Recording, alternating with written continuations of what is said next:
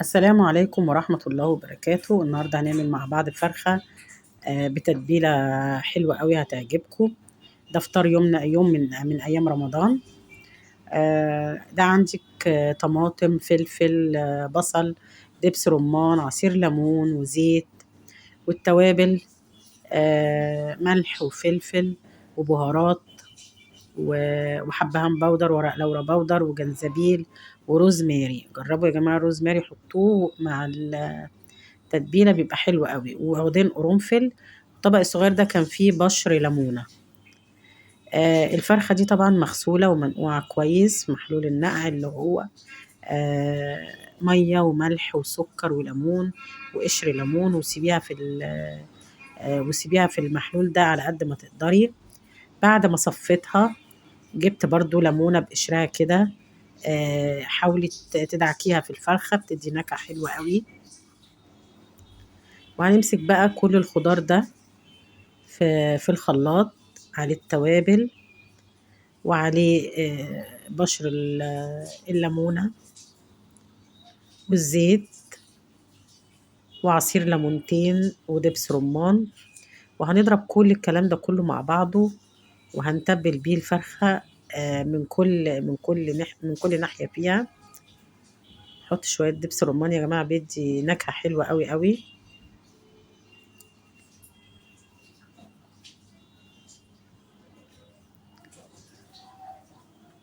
اهي ضربتها بقى في الخلاط ضربة كويسة لحد ما نعمتها. وهنتبل بقى بيها الفراخ. انا الفرخة مش مقطعاها، يعني مخليها اللي هي الفراشة دي، بتبقى التتبيلة بقى متخللاها في كل مكان فيها، بتبقى حلوة جدا. هنشيلها بقى كده اهو، ونتبلها بقى. في المرحلة دي مش هينفع بقى الا تتبلي بايدك عشان تعرفي تدخلي كل حاجة.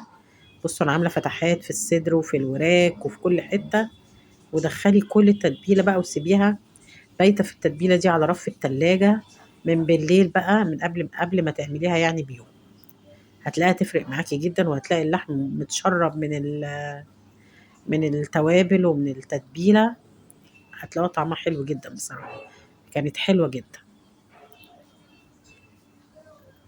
دخلي بقى التتبيلة في كل الفتحات، وبعدين ظبطيها بقى وشيليها في التلاجة، وطلعيها بقى على العمايل على طول.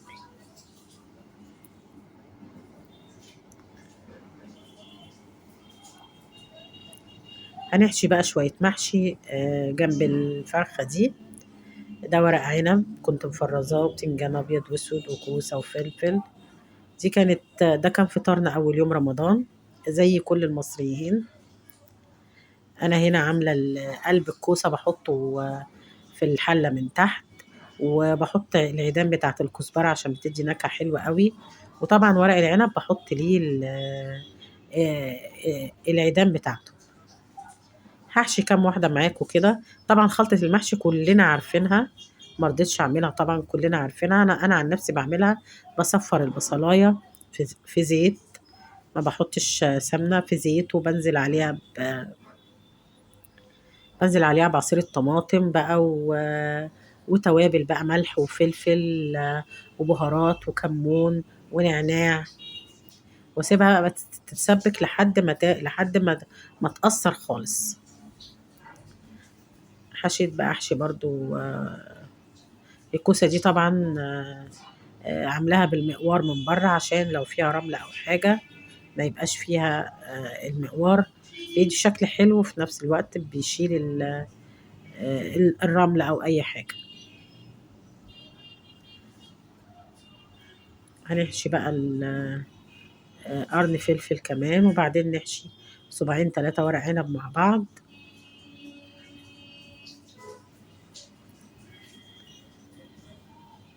حاولي تنضفي على قد ما تقدري عشان ميبقاش في رز موجود في الحلة بره المحشي. انا عن نفسي ما بعرفش احشي ورق العنب الا على حاجه بالشكل ده. الكرنب بحشيه على ايدي، انما ورق العنب للاسف ما بعرفش احشيه الا كده. هنخلي الجنب الناعم هو اللي من بره والخشن من جوه، وتفردي بقى ورقه العنب كده. انا بصراحه ما اشتريتش الورق العنب، دلوقتي غالي. ده كان متفرز عندي وطلعته زي الفل. سلقته في شويه ميه، وسلقته طبعا في ميه وعصير ليمونه. بقى زي الطازه بالشكل ده قدامك. حاولي تخلي ورقه العنب مفروده رفيعه او مفروده كده،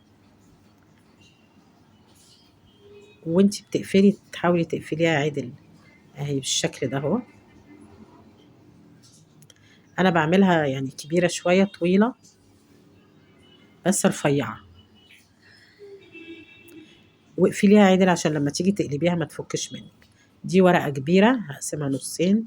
لقيتي ورقه كبيره يبقى تقسميها، ما تعملهاش تبقى كبيره يعني.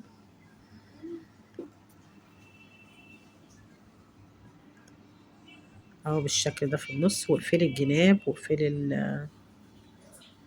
واقفلي الجناب وادمكيها عدل قوي كده. يعني اقفلي، او انتي بتقفلي اقفلي يعني عدل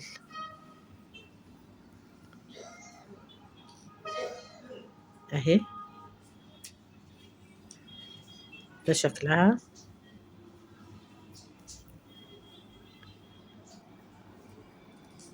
نعمل واحدة كمان، وكفاية على كده، كفاية واحدة كمان نعملها وبس. صراحة حاولت احشي ورق العنب على ايدي، معرفتش خالص. ما بعرفش املكه عدل. ان انا اقفل الجناب واعمل كده لازم ابقى شغالة بايدي الاتنين بصراحة.